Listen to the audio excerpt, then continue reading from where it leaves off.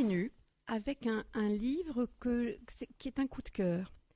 Et ce livre s'appelle Wuthering Ant d'Isabelle Mutin. Et j'ai l'autorisation pour le prononcer à l'anglaise parce que je me suis adressée à Isabelle pour savoir comment j'allais pouvoir prononcer ce titre. Je ne voulais pas commettre d'impair. Et à l'anglaise, elle m'a dit, c'est très bien.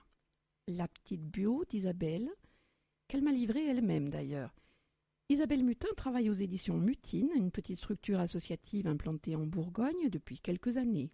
En 2011 sort son premier livre Désirium avec un S. Elle insiste, et moi aussi, Désirium très mince. Un recueil de textes qui tourne autour du désir dans ce qu'il peut avoir de plus aliénant. En 2013, un deuxième livre intitulé Wuthering Ant voit le jour. Il s'agit d'un recueil de contes inspiré de sa rencontre avec l'artiste Alan Ryan. 5 contes où l'on découvre les aventures de Camille, jeune femme mystérieuse et tourmentée. 5 contes qui nous emportent dans un univers sombre et poétique.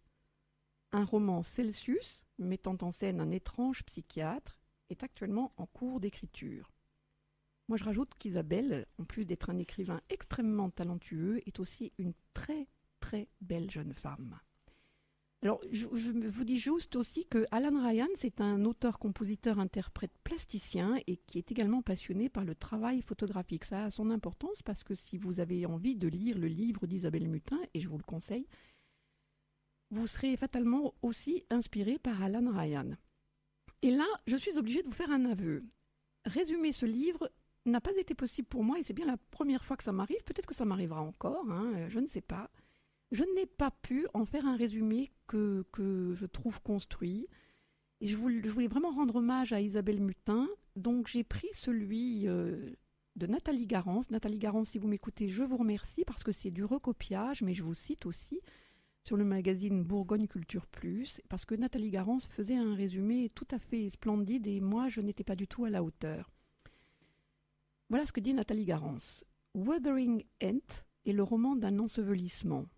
Ensevelissement du cœur, d'une identité accrue, enfouie dans la mémoire, et désir de se perdre pour que cesse la douleur d'être.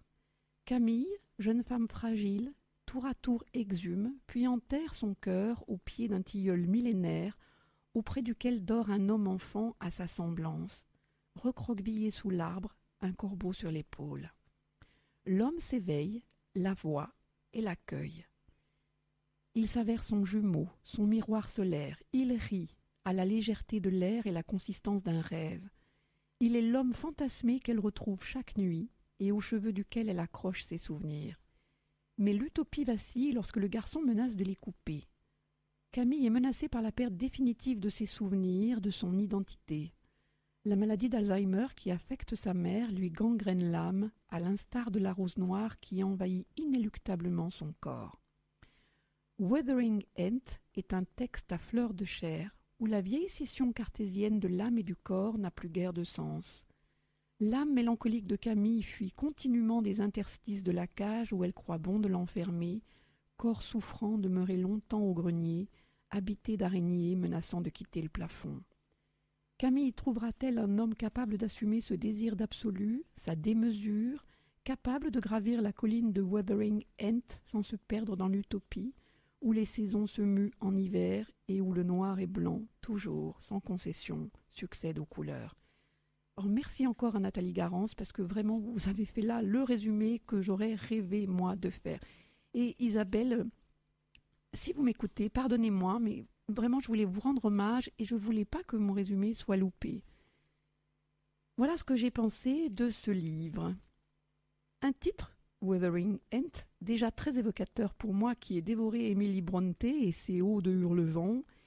J'ai aussi dévoré plus tard la Jeanne Eyre, la sœur d'Émilie, Charlotte, mais il faut vous dire que je suis beaucoup plus Brontë qu'Austen. J'ai du mal, moi, avec le petit doigt en l'air et les crinolines poussiéreuses de la dame Austen, mais qu'on veuille bien pardonner mes digressions, car il ne saurait y avoir aucune ressemblance avec le livre d'Émilie Brontë et celui d'Isabelle Mutin, si ce n'est peut-être la difficile prononciation.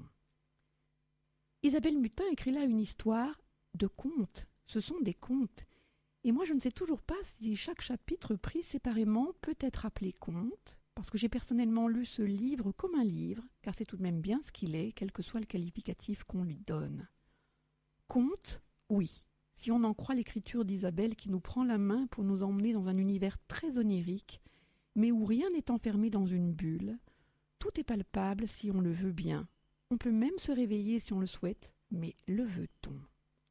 Car c'est un livre comme une caresse de soie, un toucher de plume, un livre qu'il va falloir lire en douceur et en apnée, un livre comme une recette de fée, avec des ingrédients comme des sortilèges. Mais oui, c'est vrai, je vous parle de ce livre comme on le ferait d'un livre de contes. Peut-être bien que c'en est un finalement. Est-ce si important? Non, ça ne l'est pas. Ce qu'il est, en revanche, c'est de se laisser happer par ce livre, petit par le volume et cependant immense parce qu'il développe dans le cœur du lecteur. Et il m'a happé littéralement, et il a fallu que je le relise une seconde fois pour vérifier que je n'avais pas par mégarde omis un signe, car il faut toujours être attentif aux signes, et Isabelle nous en laisse quelques-uns. Des signes comme des parenthèses, un espace où il ferait bon respirer un air pur et non vicié, un endroit où aller, où se reposer et rêver. Voilà, le livre d'Isabelle, c'est le livre du rêve, le livre qu'on n'a pas envie d'achever parce qu'il est doux comme une moisson de coton, et aussi parce qu'il vous transporte dans le grand ailleurs, celui de votre imagination. Isabelle est une ensorceleuse, une mélusine du XXIe siècle, une enchanteresse qui murmure à votre cœur et y laisse comme une trace dont vous savez qu'elle restera toujours là, en vous. Quant à l'écriture, elle est superbe et largement aussi magique que le thème, les thèmes devrais-je dire. Une plume fine qui court sans crisser, sans rayer le lecteur, le tout magnifié par une poésie présente tout au long du livre, cette poésie si rare qu'on l'absorbe sans s'en apercevoir et qu'on se sent brusquement délivré, une poésie comme un élixir, une écriture à la grâce infinie. Faites qu'Isabelle continue d'écrire longtemps, car la lire est un moment précieux, une oasis de beauté dans un monde hérissé de barbelés. Parfois la beauté peut se passer de mots, mais lorsqu'ils sont écrits par Isabelle Mutin, alors la beauté se démultiplie à l'infini. Certains passages du livre pourraient sembler tourmentés, et j'emploie à dessein le conditionnel tant la lecture appartient à celui qui l'a fait et ce qu'il en fait. En réalité, je pense que le tourment affecte Camille et par ricochet le lecteur qui se prend à lui rêver d'une vie pleine de pétales de rose rose. Mais lorsque vous lirez ces pages sublimes de La Cage, c'est le dernier conte du livre, peut-être comprendrez-vous. J'aimerais moi aussi parfois pouvoir avoir une colline où me rendre, un Wuthering Ant que je ne partagerai qu'avec quelques rares élus de moi seul. Le Wuthering Ant d'Isabelle Mutin est un vrai livre coup de cœur qui va longtemps résonner en moi, et parce que ce livre rend meilleur, ne vous privez pas d'une étonnante découverte et d'une non moins surprenante écrivain douée, incontestablement douée, et une authentique magicienne du mot. Alors, Wuthering Ant est disponible aux éditions Mutine, et les éditions Mutine, elles se situent à Cessay-sur-Tille, le code postal c'est 21 110, 34 rue des Vernottes. Je vous donne le téléphone aussi, 03 80 31 25 07. Le courriel des éditions Mutine, c'est édition au pluriel .mutine@wanadoo.fr, et le blog des éditions Mutine, c'est édition au pluriel -mutine.overblog.com.